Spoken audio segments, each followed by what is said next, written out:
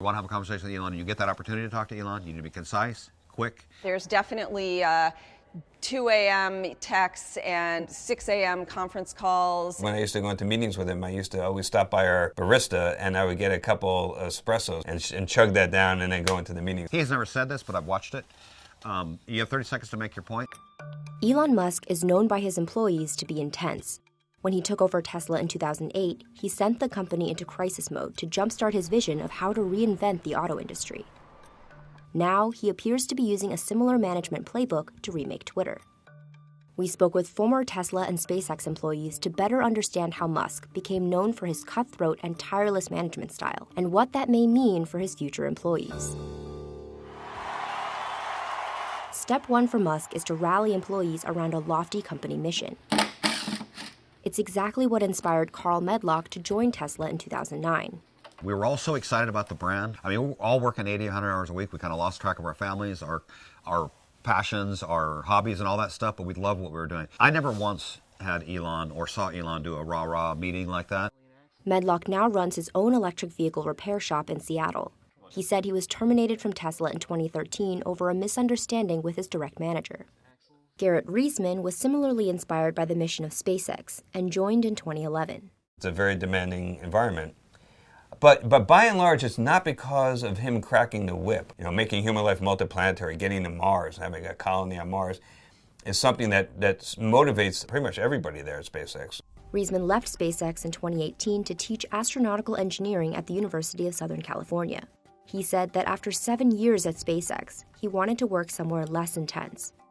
Yet at Twitter, the mission isn't exactly saving the world. They are talking about protecting free speech, which of course is important, but it is not as dramatic as trying to go to Mars. Tim Higgins is a tech and automotive reporter for The Wall Street Journal and author of Power Play, a book that traces the rise of Tesla and Elon Musk. Well, the challenge that Elon is going to have at Twitter is, what are the stakes? Neither Elon Musk nor Twitter responded to requests for comment.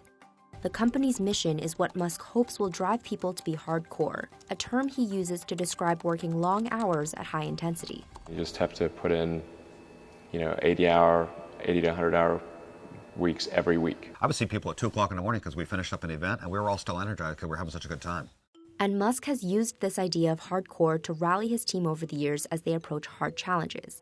For example, in 2012, when Tesla was preparing to ramp up production of the Model S luxury sedan, Musk sent his team an email with the subject line, "Ultra Hardcore," telling them to prepare for a level of intensity that most of them had never experienced before. About 3 weeks after taking over at Twitter, Musk sent a similar email.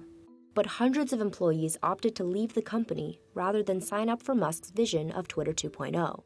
The challenge here is Elon has inherited a huge workforce, and he has to convince them to be on Team Elon. And we're seeing him try to go through those ranks of people to find the talent that he's going to need to pivot the company to a private Twitter. And it's messy.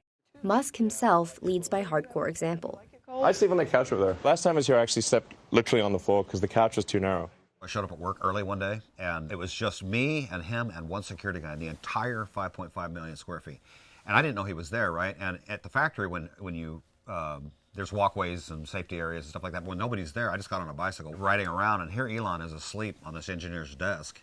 In November, Musk tweeted that he was sleeping at Twitter's offices in San Francisco. And it's not just his time, but his money. How much did you put into this company? Oh, man. About $55 million.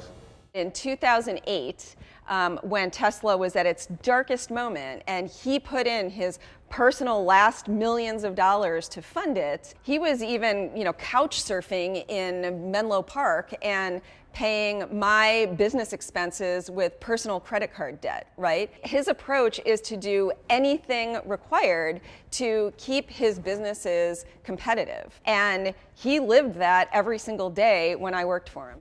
Conrad left Tesla in 2011 for Renault, Nissan, Mitsubishi.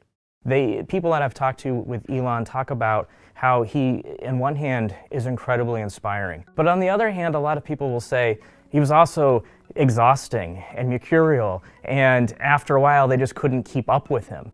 There is also a history of employees at Tesla and SpaceX alleging misconduct at the companies. Musk is also known to quickly make his companies leaner. When he became CEO of Tesla, he cut about 20% of the workforce. About a week after he took over Twitter, Musk laid off roughly 50% of the staff, according to a document seen by the Journal. And people familiar with the matter estimated that likely over 1,000 have resigned.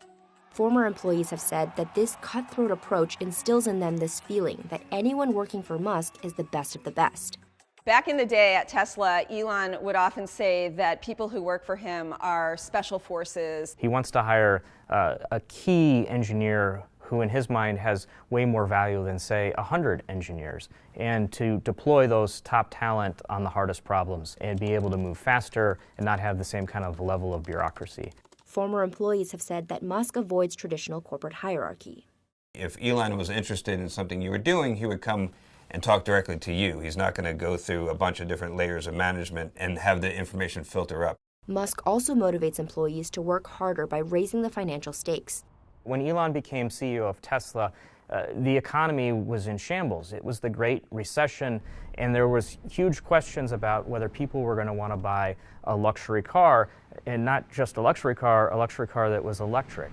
Similarities to Twitter today: we've got an uncertain economy. The company needs to start generating more money. It has a huge debt load. It has to find its place in this social media world that's under a lot of pressure as the ad market it kind of contracts. In November, Musk wrote in an email to Twitter employees that without significant subscription revenue, there is a good chance Twitter will not survive the upcoming economic downturn. Musk is still in the early stages of setting up his strategy for Twitter and finding people he trusts to help him transform the company. At SpaceX, if you proved yourself to be capable, innovative, especially on a technical level, then that led to very, very rapid advancement throughout the company. If I were an employee at Twitter right now, I'd probably just do your job. Don't let them know your name.